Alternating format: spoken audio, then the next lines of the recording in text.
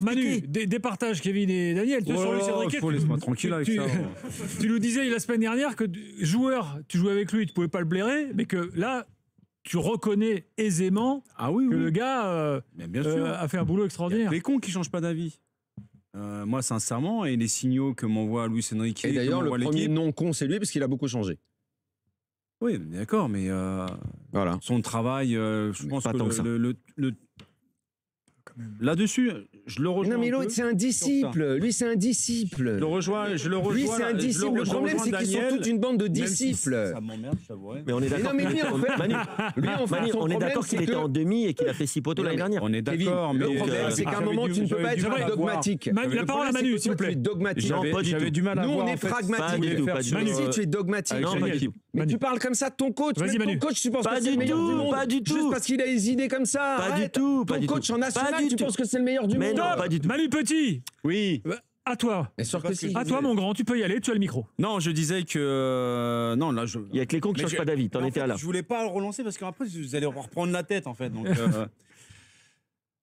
non, moi j'avais du mal à voir justement une certaine lisibilité dans ce qu'il voulait faire et tout. Avec les stars, machin, tout ça, on a attendu en fait qu'il y ait cette période où toutes les grandes stars égocentriques sont parties et en fait le projet, même sur les 6 premiers mois l'année dernière, j'avais du mal à voir parce que il changeait beaucoup le 11 titulaire, il changeait certains joueurs de poste, on avait du mal à voir ce qu'il voulait faire avec. Et puis je pense que ce qui a été vraiment un tournant dans la saison du Paris Saint-Germain, c'est leur victoire et la remontada au Parc des Princes contre City.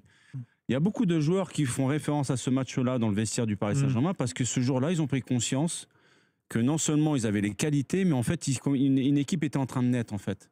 Et je pense que le public a suivi, à partir de ce moment-là, l'équipe parce qu'ils ont vu justement qu'il y avait une progression constante, individuellement et collectivement. Aujourd'hui, et moi, je suis le premier, je l'ai même dit la semaine dernière, je l'ai dit à maintes reprises, j'ai jamais été un fan de Luis Enrique sur le plan humain. Je l'ai côtoyé pendant un an. C'est exactement ce que j'ai toujours dit. Mais bon, je l'ai côtoyé pendant un an au Barça. J'ai trouvé que c'était vraiment quelqu'un. Enfin bref, après il peut dire la même chose de moi. Il aura certainement raison, tu vois. Oui, mais tu ne seras pas le seul à le dire. Oui, non. Après, chacun son avis. Mais moi, je parle pas au nom des autres. Je parle en mon propre nom. Oui, mais donc je sais qu'il y a des mecs qui peuvent pas me blairer et c'est réciproque. Donc non, oui. Mais moi, je fais rien pour pas qu'on m'aime non plus. Tu vois, je vais pas venir te faire chier, tu vois. Voilà. Donc.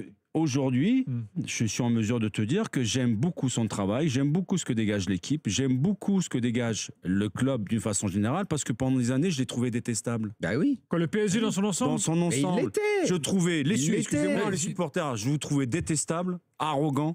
Je trouvais la communication du club, mais dégueulasse. Bah oui. J'ai trouvé que tous les messages qui étaient envoyés, c'est avec notre pognon, on va acheter tout le monde, on va acheter à crédit des victoires et en compagnon, voilà. Les joueurs, alors là, je peux même pas en parler parce que franchement, des fois, je zappais même la télé tellement j'en avais marre de les regarder, leur comportement sur le terrain et à l'extérieur. Et ça commence avec Zlatan Ibrahimovic, hein, de dire avant le PSG c'était rien, comment tu chies sur le championnat de France, comment tu parles de la France et tout, alors que non, moi, j'en pouvais plus de ces types en fait. Alors vous pouvez peut-être les aduler, tant mieux pour vous parce que vous êtes supporter du Paris Saint-Germain. Moi, je pouvais pas les encaisser. Non, mais attention. Mais alors, qu'est-ce qui a fait la bascule ? C'est qu'aujourd'hui, le foot aujourd'hui, c'est quoi ? C'est la définition quoi ? C'est un travail d'équipe avec un boss dessus et un staff. On est dans une hiérarchie, dans un cadre où tout le monde évolue avec une direction bien définie. C'est comme dans le monde de l'entreprise. Et on donne la possibilité à tes joueurs, comme à chaque salarié, de pouvoir s'émanciper.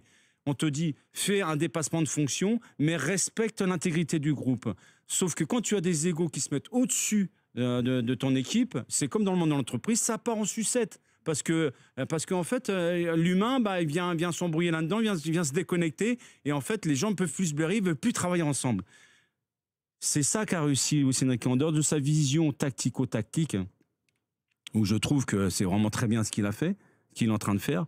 C'est surtout ça. Et lui, dans son côté humain, ce qu'il dégage, mais il sourit, il fait l'effort de parler français. Tu sais qu'il y a quand même un homme, les joueurs, j'ai l'impression.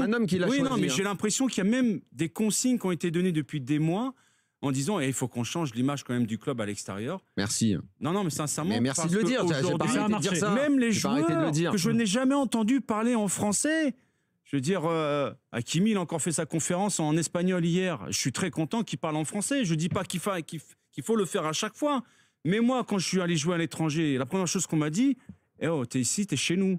Tu apprends la langue, les traditions et les coutumes. Si ça te plaît pas, tu dégages. C'est aussi simple que ça. Donc moi, quand j'ai vu les stars avec des salaires faramineux, ouais, tu penses et qui font jamais l'effort de parler un mot, même si tu baragouines, c'est pour ça que j'aime bien. Il fallait les forcer pour aller ces derniers temps, je le vois dans les conférences de presse, il essaye de mêler un petit peu l'espagnol avec le français, mais je l'applaudis, moi. Il sourit. Voilà. Il essaye d'avoir une espèce de connivence avec la presse. On n'est plus dans la dualité, on n'est plus dans le combat. C'est moi contre vous en permanence. Ce schéma que j'ai vu à répétition dans le monde du foot. Dès que tu arrives à une conférence de presse, voilà, c'est l'adversité, elle est devant nous. Vous êtes contre nous. De toute façon, vous cherchez la merde, vous les journalistes. Mais non, ça marche pas comme ça. On doit marcher main dans la main parce qu'on a besoin l'un de l'autre, en fait.